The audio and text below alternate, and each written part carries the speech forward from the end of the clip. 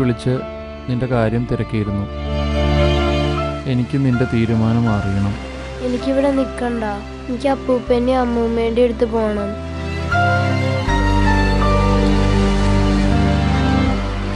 മോളെ നീ സമാധാനായിട്ടിരിക്കേ, എല്ലാം ശരിയാവും. ഇനി മേലെ നിന്നെ ഈ പരിസരത്ത് കണ്ടുപോരുത്. ഒരു ഫലം ഉണ്ടാവില്ല എന്ന് എനിക്ക് ഉറപ്പിച്ച് പറയാൻ പറ്റുമോ? കൂടുതലൊന്നും എനിക്ക് പറയാനില്ല.